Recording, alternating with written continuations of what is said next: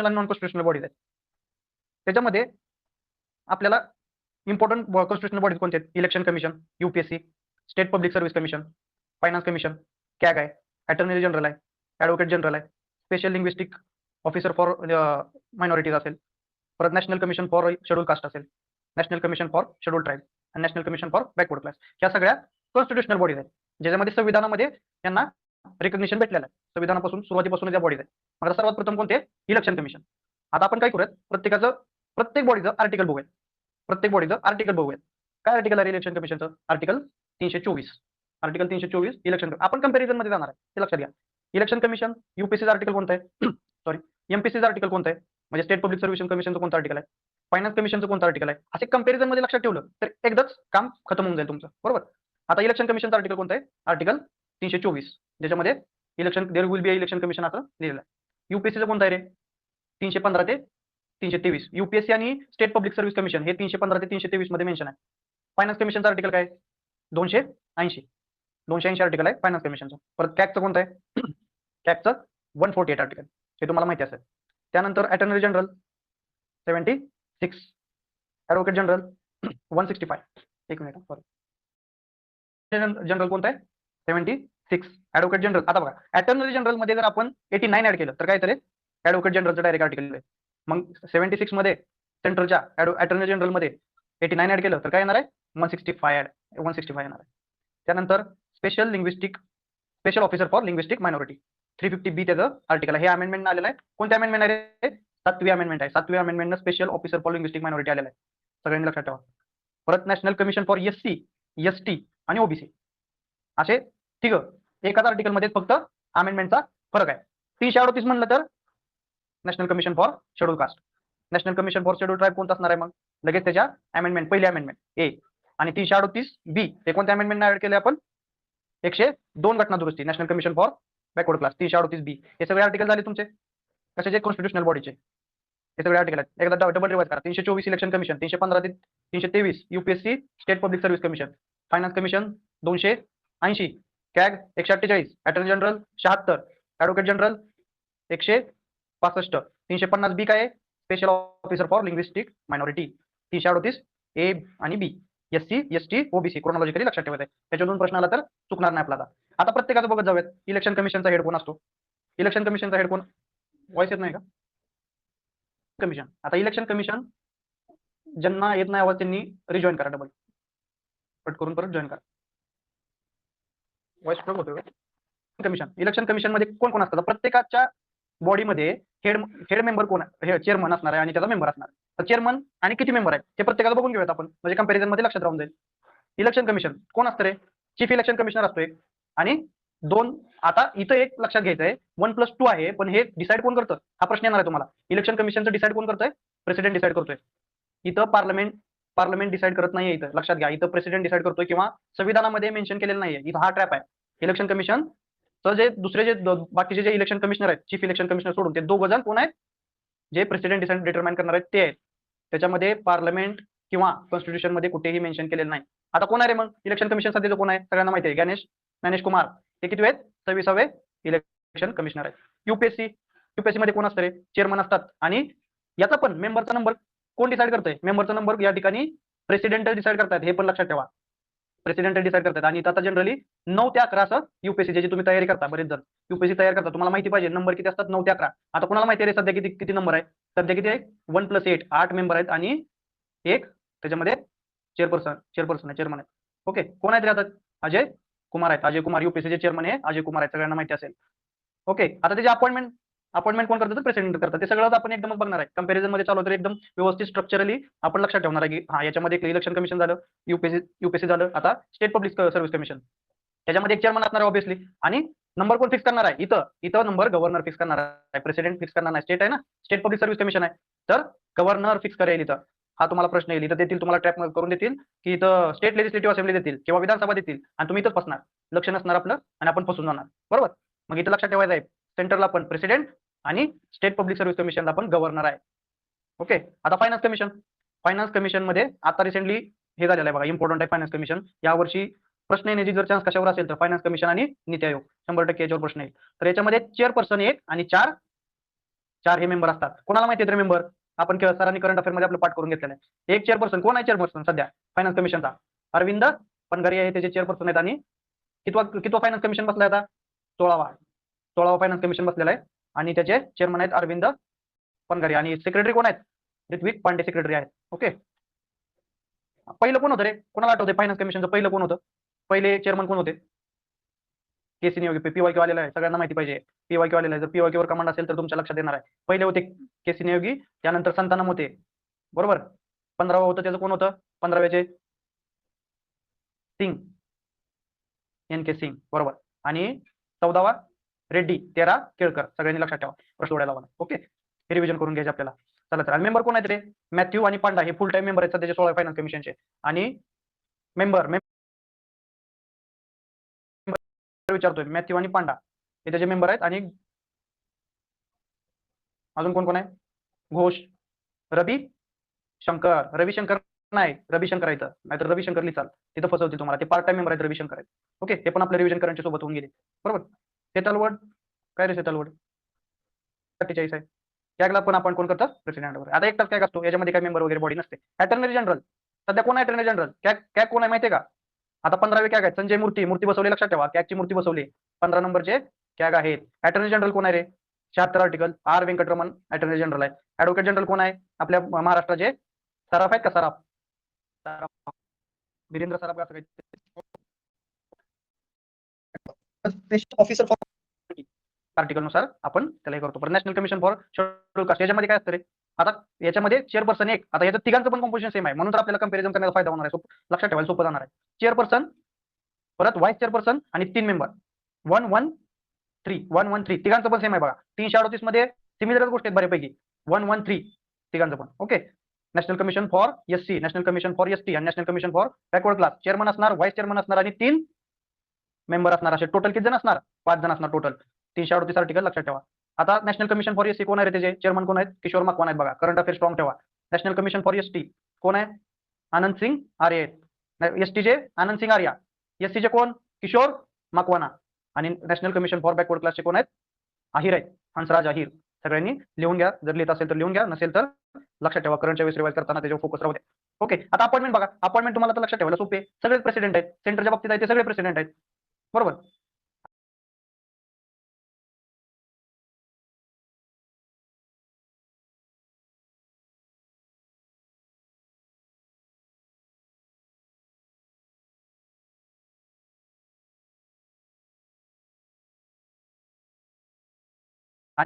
आणि याच्या बाबतीत कोण आहे? स्टेटच्या बाबतीत कोण आहे? गव्हर्नर आहे. सगळ्यांचे बघा, election commission, UPSC, state public service कमिशनचे गव्हर्नर, फायनान्स कमिशनचे president, CAG president, attorney general president, advocate general governor, linguistic minorities officer आहे त्याचे प्रेसिडेंट, सगळे प्रेसिडेंट आहेत. लक्षात ठेवायला सोपं आहे. अपॉइंटमेंट चुकायची नाही आता जर आलं तर, बरोबर. आता त्याची टर्म बघूया प्रत्येकाची. इलेक्शन कमिशनची काय टर्म आहे? आता आपला प्रश्न काय येणार आहे? एक तर इलेक्शन कमिशनची टर्म संविधानात मेन्शन केलेली आहे का, किंवा ते ऍक्ट मध्ये मेन्शन आहे का, असे प्रश्न येणार आहेत. किंवा ते प्रेसिडेंट डिसाईड करतात का, असे प्रश्न येणार आहेत तुम्हाला आले तर, बरोबर. मग आपल्याला माहिती आहे इलेक्शन कमिशन संविधानामध्ये मेन्शन आहे का रे? नाही. इथं फसणार तुम्ही. इलेक्शन कमिशन हे संविधानामध्ये मेन्शन नाही. ऍक्टनं आपण त्याचं डिसाईड केलेलं आहे. इलेक्शन कमिशनच्या ऍक्टनं 665 त्याची टर्म आहे. 665 सगळ्यांनी लक्षात ठेवा. 665. अजून कोणाची 665 आहे रे? UPSC पण लक्षात ठेवा. 665 सेमच आहे. इलेक्शन कमिशन आणि UPSC. डोलपूर हाऊस आणि इलेक्शन कमिशन सेमच आहे. काय लक्षात ठेवायचं? ज्ञानेश कुमार आणि अजय कुमार दोन्ही कुमार आहेत. दोघांची पण टर्म सेमच 665. परत आता इथं स्टेट पब्लिक सर्व्हिस कमिशन मात्र 662 आहे मित्रांनो. इथं फसायचं नाही आपण. 62 का? कारण की आपल्याला माहिती आहे पुढे जाऊन हा माणूस UPSCचा पण मेंबर होऊ शकतो. मग त्याला 3 तर वर्ष टाइम नको का भेटायला? म्हणून 662 त्याची टर्म आहे, बरोबर. फायनान्स कमिशन कोण ठरवतं रे? प्रेसिडेंट ठरवतात. कॅगची टर्म संविधानात मेन्शन आहे का? नाही. कुठे आहे मग? कॅगच्या ऍक्ट मध्ये. किती आहे मग? UPSC सारखीच आहे. आता मग आपण लक्षात कसं ठेवणार? Election commission is equal to UPSC is equal to CAG. Sanjay Murthy, Ajay Kumar, Gyanesh Kumar same, सगळे सेम. फक्त UPSC संविधानात मेन्शन आहे आणि हे दोघ जण ऍक्ट मध्ये, कॅग आणि इलेक्शन कमिशन. हे कंपॅरिझन मध्ये लक्षात ठेवायचं. त्यानंतर बाकीचे कोण आहेत? अटॉर्नी जनरल आपल्याला माहिती आहे ते प्लेजर ऑफ प्रेसिडेंट असतं. ऍडव्होकेट जनरल त्याचे पण गव्हर्नर डिसाईड करणार त्याची terms and condition. Linguistic minority ऑफिसरचं काय केलेलं नाही decide. National commission for SC हे पण SC ST OBC हे सगळं प्रेसिडेंट डिसाईड करणार. हे टर्म किती असेल ते प्रेसिडेंट ठरवतील त्याचं. आता एवढे लक्षात राहिले? ओके. क्वालिफिकेशन बघूयात आता प्रत्येकाचं. इलेक्शन कमिशनचं क्वालिफिकेशन दिले का रे? कुठे दिलेलं नाही. युपीएससीचं काय क्वालिफिकेशन आहे? युपीएससीचं जर तुम्हाला मेंबर व्हायचं उद्या असं ठरवलं, तुम्ही सिव्हिल सर्व्हिस मध्ये गेला आणि काही दिवसांनी तुम्हाला वाटलं की युपीएससी आता आपण युपीएससीचा मेंबर होईल, तर काय क्वालिफिकेशन असलं पाहिजे? तुम्ही सेंट्रल किंवा स्टेट गव्हर्नमेंटमध्ये 10 वर्ष काम केलेलं असलं पाहिजे, तर तुम्ही युपीएससीचा मेंबर होणार. बरोबर, 10 वर्ष काम केलं, हे 10 वर्ष लक्षात ठेवा. पण स्टेट पब्लिक सर्व्हिस कमिशनचं काय रे? सेमच आहे. हाफ त्याच्यातले फक्त हाफ आहे, त्यांनी 10 वर्ष सेंट्रल गव्हर्नमेंट किंवा स्टेट गव्हर्नमेंटमध्ये काम केलं पाहिजे. हाफ तुम्ही कोणीही भरू शकता, काही प्रॉब्लेम नाही. पण हाफची कंडिशन मात्र दिलेली आहे. हाफची कंडिशन दिलेली आहे. ठीक आहे. त्यानंतर फायनान्स कमिशनचं काय रे? फायनान्स कमिशनचं क्वालिफिकेशन काय आहे? आपण त्या ऍक्टमध्ये दिलेलं आहे, पार्लमेंट ऍक्ट केलाय फायनान्स कमिशनचा 1951चा ऍक्ट आहे, तो पण विचारतील तुम्हाला. तर चेअरपर्सन तो कोण असला पाहिजे? त्याचा पब्लिक अफेअरमध्ये एक्सपिरियन्स असला पाहिजे. पहिली गोष्ट, तो हायकोर्टचा जज किंवा हायकोर्टचा जज क्वालिफाईड होण्यासाठी क्वालिफाय असला पाहिजे. पण qualification of finance and account, sorry knowledge of finance and account असलं पाहिजे, त्याला एक्सपिरियन्स असला पाहिजे फायनान्शियल मॅटरमध्ये, किंवा त्याला इकॉनॉमिकचं स्पेशल नॉलेज असलं पाहिजे, तर तुम्ही त्याला फायनान्स कमिशनला बसवणार आहे. बरोबर, फायनान्स कमिशन चेअरमन बसवणार आहे. हे त्याचे क्वालिफिकेशन क्रायटेरिया. कॅगचा दिलाय का रे? कॅगचा दिलेला नाही. अटॉर्नी जनरल दिलाय का? क्वालिफाईड आहे सुप्रीम कोर्ट जज. अटॉर्नी जनरल, आता बरोबर आहे ना? अरे सरकारची जर केस कोर्टामध्ये लढायची असेल तर त्या लेवलचा माणूस पाहिजे ना, नाही तर सरकार प्रत्येकच केस हारायचं. मग त्यावेळेस सरकारची हे नाही का होणार? त्यासाठी क्वालिफाईड माणूस पाहिजे. मग अटॉर्नी जनरल असेल तर सुप्रीम कोर्टचा जज, आणि ऍडव्होकेट जनरल असेल तर हायकोर्टचा जज तो होण्यासाठी क्वालिफाईड पाहिजे, तर तो त्या जजला टक्कर देऊ शकतो ना. टक्कर देने वाला चाहिए ना कोई, तो टक्कर देने वाला एक ही आदमी आहे. क्वालिफाईड एज अ एससी जज, क्वालिफाईड एज अ हायकोर्ट जज, हे दोघं जण लक्षात ठेवा. बाकीच्यांचं क्वालिफिकेशन मेन्शन केलेलं नाही, एससी एसटी आणि बॅकवर्ड क्लासेससाठी, हे लक्षात ठेवा. त्यानंतर कंडिशन बघूयात आता आपण. कंडिशन इलेक्शन कमिशनची काय कंडिशन आहे रे? Condition president cannot be vary. आता ह्याच्यामध्ये काय होतं, एकदा अपॉइंटमेंट केल्यानंतर त्याला सिक्युरिटी ऑफ टेन्युअर पाहिजे ना. तुम्ही परत कंडिशन चेंज करताल, नाही तर मग तो इलेक्शन व्यवस्थित घेणार नाही, तुमच्या फेवरमध्ये सरकारचं इलेक्शन घेईल. त्याच्यामुळे प्रेसिडेंट कॅनॉट व्हेरी करू शकत नाही. इलेक्शन कमिशनचे जे कमिशनरचे ज्या टर्म्स अँड कंडिशन आहेत त्या व्हेरी करू शकत नाही. सेम आहे सगळ्यांसाठी आहे. ओके, सगळ्यांसाठी सेम आहे, एवढं लक्षात ठेवा. आता कंडिशन कोण डिसाईड करतं? बाकीच्या खालचे जे बघा, कॅगचं पार्लमेंट व्हेरी करू शकत नाही चालेल, कारण की त्याला एकदा तुम्ही कॅग हा माणूस अकाउंटिंगचं काम करतोय ना गव्हर्नमेंटच्या, मग तुम्ही जर त्याच्यावर त्याची जर सॅलरी व्यवस्थित नाही दिली तर तो स्ट्रेसमध्ये येईल, तो गव्हर्नमेंटच्या बाजूने झुकू शकतो. त्याच्यामुळे तुम्ही एकदा त्याला अपॉइंट केल्यानंतर सॅलरी ही कमी करायची नाही, कारण ती सुप्रीम कोर्टच्या जज सारखी असणार आहे कॅगची. CAG is equal to supreme court जज इन टर्म्स ऑफ सॅलरी, लक्षात ठेवा कॅगचं. ओके. आता प्रेसिडेंट, अटॉर्नी जनरलचा प्रेसिडेंट ठरवतो, कधी काढू शकतो प्रेसिडेंट. आपल्याला माहिती आहे अटॉर्नी जनरल काय हा फुल टाइम त्यांचा वर्कर नसतो, तो प्रायव्हेटमध्ये पण काम करू शकतो. अटॉर्नी जनरल असतो. ऍडव्होकेट जनरल गव्हर्नर ठरवणार. आता बाकीचे पण सगळे प्रेसिडेंट, जे national commission for SC ST OBC, त्याच्यामध्ये जास्त एनर्जी घालवायची नाही, माहिती आपल्याला प्रेसिडेंट ठरवेल. क्लिअर होतंय का रे सगळं? क्लिअर होतंय ना कंडिशन्स? आता आपण रिझायनेशन बघू. रिझायनेशनच्या बाबतीत एक गोष्ट लक्षात ठेवायची, जो अपॉइंट करेल तो त्याच्याजवळ जाऊन रिझायनेशन देणार आहे. आता मी जर तुम्हाला उद्या अपॉइंट केलं तर रिझायनेशन तुम्ही दुसऱ्याकडे जाऊन देणार आहे, माझ्याकडे जाऊन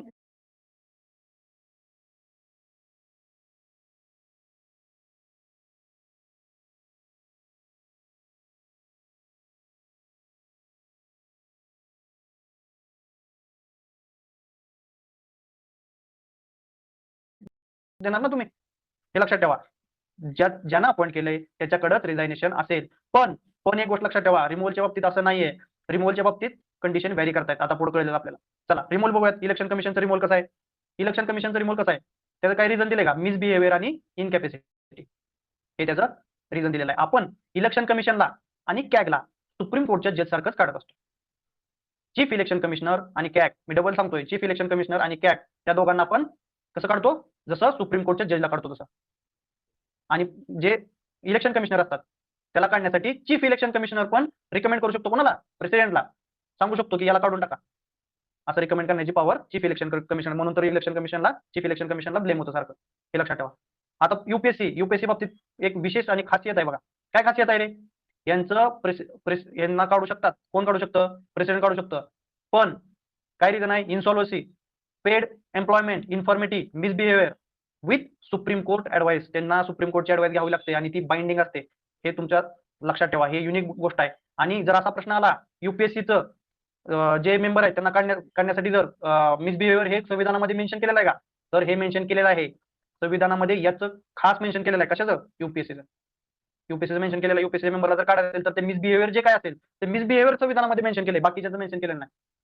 हे त्याची युनिक गोष्ट आहे. ओके. आता बघा इथं फरक स्टेट पब्लिक सर्व्हिस कमिशन मध्ये काय काय इथं गोळ काय रे? इथं काढायला कोणी पाहिजे होतं?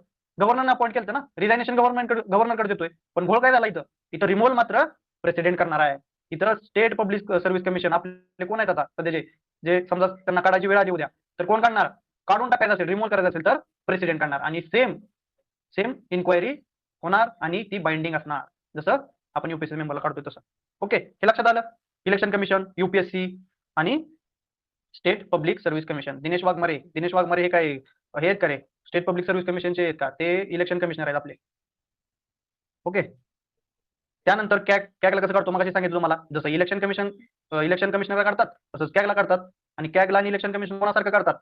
सुप्रीम कोर्टच्या जज सारखं करतात, सुप्रीम कोर्टच्या जज सारखं. आता अटॉर्नी जनरल आणि ऍडव्होकेट जनरल सरकारचे वकील आहेत, त्यांना वाटेल त्यावेळेस काढून टाकतील ते, बरोबर आहे. Pleasure of president, pleasure of governor. Okay, हे झालं रिमूव्हलची प्रोसेस. त्यानंतर आता फ्युचर एम्प्लॉयमेंट आहे यांची, भविष्यामध्ये यांना एम्प्लॉयमेंट द्यायला पाहिजे का? आता लॉजिकली इथे विचार करायचा प्रत्येकाचं डोकं चालवायला चालू करायचं. इलेक्शन कमिशन, त्याला भविष्यामध्ये आहे का रे फ्युचर एम्प्लॉयमेंट? आहे, परत जाऊन तो काम करू शकतो. युपीएससी नॉट अलाउड, तुम्हाला परत काम भेटणार नाही फ्युचर, एकदा तुम्ही जर झाला विषय संपला. स्टेट पब्लिक सर्व्हिस कमिशन, तुम्हाला फ्युचर एम्प्लॉयमेंट अलाउड नाहीये, परंतु तुम्ही 62 वर्ष कंप्लीट केल्यानंतर तुम्ही याच्यामध्ये सेंटरमध्ये युपीएससी मध्ये जाऊ शकता. जर एमपीएससी वाला कार्यकर्ता युपीएससी जाऊ शकतो, पण फ्युचर एम्प्लॉयमेंट दुसरीकडे त्याला अलाउड नसणार आहे. ओके, आता कॅग नाहीये, नाहीतर सगळी गव्हर्नमेंटची इन्फॉर्मेशन जाऊन सांगेल ना तो कॅग बाकीच्यांना. अटॉर्नी जनरल आणि ऍडव्होकेट जनरल असेल का रे? ऑब्व्हियसली असणारच. ते प्रायव्हेट असं ते हायर केल्यासारखे ते प्रेसिडेंटची सॅलरी ठरवतो किंवा गव्हर्नरची सॅलरी ठरवतो त्यांची, त्याच्यामुळे त्यांना मात्र आपण अलाव केलेलं आहे. तुम्ही नंतर जाऊन काय करायचे करा, आम्हाला घेणं देणं नाहीये. सेकंड टर्म आहे का? रिअपॉइंटमेंट होते का इलेक्शन कमिशनची? नाही होत. UPSC not allowed, state public service commission not allowed. मात्र फायनान्स कमिशनची होते. का रे फायनान्स कमिशनची होते? त्यांचं नॉलेज परत वापरायला यायला पाहिजे ना आपल्याला, त्याच्यामुळं फायनान्स कमिशनची होत असते. लक्षात ठेवा.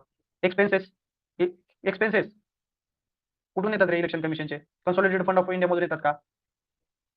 कन्सॉलिडेटेड फंड ऑफ इंडिया मध्ये चार्ज होतात का? कुठे होतात? युपीएससीचे कन्सॉलिडेटेड फंड ऑफ इंडिया मध्ये चार्ज होतात, आणि स्टेट पब्लिक सर्व्हिस कमिशनचे पण कन्सॉलिडेटेड फंड ऑफ स्टेट मध्ये होतात, सेंटरच्या नाही, हे लक्षात ठेवा. आणि अजून पण भविष्यात पुढे गेल्यानंतर आपल्याला एक मुद्दा लक्षात येणार आहे बघा. हायकोर्टच्या जजेसची जी सॅलरी आहे ती कुठून येते? स्टेटच्या फंड मधून, कन्सॉलिडेटेड फंड मधून. मात्र त्याची पेन्शन आहे ती सेंटर कडून जाते, ती पुढे आल्यानंतर सांगेल. पण आता एवढं लक्षात ठेवा, स्टेट पब्लिक सर्व्हिस कमिशनचे जे एक्सपेन्सेस आहेत सगळे ते स्टेटच्या कन्सॉलिडेटेड फंड मधून येणार, बरोबर. आता युपीएससीची मिनिस्ट्री कोणती आहे रे? Ministry of personnel. युपीएससीची आपल्याला माहिती आहे. Finance commission obviously ministry of finance असायला पाहिजे. ओके, परत special officer for linguistic minority, कोणती मिनिस्ट्री असणार आहे त्याची? मिनिस्ट्री ऑफ मायनॉरिटी असणार आहे. नॅशनल कमिशन, आता इथं फसवतील तुम्हाला. नॅशनल कमिशन फॉर एससी ह्याचं मिनिस्ट्री ऑफ सोशल जस्टिस आहे. नॅशनल कमिशन फॉर एसटी ही ट्रायबल अफेअरची मिनिस्ट्री आहे, सेपरेट त्यांची मिनिस्ट्री आहे. त्याच्यामुळे त्यांचं नाही मिक्स करायला नाही, सोशल जस्टिस आणि ट्राईबचं. एससी आणि एसटी मिक्स करू नका, एससी आणि ओबीसी मिक्स करा, कारण दोन्हीची मिनिस्ट्री मात्र सेम आहे. मिनिस्ट्री ऑफ सोशल जस्टिस आणि मिनिस्ट्री ऑफ सोशल जस्टिस. कशाचे? एससी आणि ओबीसी. एसटीला वेगळं ठेवायचं, ट्रायबल अफेअर मिनिस्ट्री आहे आपल्याकडं. ओके, त्याच्यामुळे ते दोन्ही लक्षात ठेवा, त्याच्यावर तुम्हाला फसवतील. आता आपण याचं बघूयात, नॅशनल कमिशन फॉर एससी आणि एसटी कसं डेव्हलपमेंट झालं ते. आता ओरिजिनली हे कमिशन होते का रे? नव्हते कमिशन. एससी आणि एसटीचे ओरिजिनली कमिशन नव्हते. 338 मध्ये आपण त्यांना स्पेशल ऑफिसर असेल असं म्हणलं होतं सुरुवातीला संविधानामध्ये, पण नंतर आपल्याला काय वाटलं की याचं एक कमिशन करूयात. पण त्याच्यानंतर काय झालं, 1978 मध्ये रिझॉल्युशन आलं आणि आपण मल्टी मेंबर कमिशन तयार केलं, बरोबर. त्याच्यानंतर 1987 ला नॅशनल कमिशन फॉर एससी आणि एसटी सेटअप झालं. त्याच्यामध्ये ती कोणती घटना दुरुस्ती होती? 65 होती अमेंडमेंट. त्याच्यानंतर मल्टी मेंबर बॉडी कधी झाली? 89व्या घटना दुरुस्ती, आणि ती आपण परत बायफर्केट करून टाकली, बायफर्केट शेवटी करून टाकली. हे लक्षात ठेवा. सुरुवातीला हे कमिशनर होते, नंतर लक्षात ठेवायचे 65वी अमेंडमेंट, 89 अमेंडमेंट, या दोन्ही अमेंडमेंट लक्षात ठेवा. 89वी जी अमेंडमेंट आहे, हे प्रश्न विचारतात, डेट पण विचारतात 2003 ला, आणि 1990 ला काय झालं होतं असं पण विचारतील. ते दोन्ही क्लिअर होते तुमच्या डोक्यात. आता 1993 ला त्याला आपण national commission for backward class आहे, त्याला पहिल्यांदा स्टॅट्युटरी स्टेटस दिला होता. पण आपण आता रिसेंटली माहिती आपल्याला 102वी घटना दुरुस्ती झाली, आणि तिथं 2018 साली आपण त्याला कॉन्स्टिट्युशनल स्टेटस दिला. आणि त्याचा आर्टिकल काय? 338 बी आर्टिकल आहे. सगळ्यांनी लक्षात ठेवा, 338 बी. होते का रिवाइज? व्यवस्थित रिवाइज होते ना? सगळ्यांनी सांगा, रिवाइज होते ना? किती मिनिटात झाले रे? 30 मिनिटात झाले, 25 मिनिटात झाले. हे जर आपण स्वतः वाचत बसलो असतो तर काय झालं असतं? एकच पान झालं असतं, कोणीतरी चहाला बोलवायला आलं असतं, मग आपण बाहेर गेलो असतो. त्याच्यामुळे आता राहिलेला टाइम पर फोकस करा. चला, आता अजून थोडी एक्स्ट्रा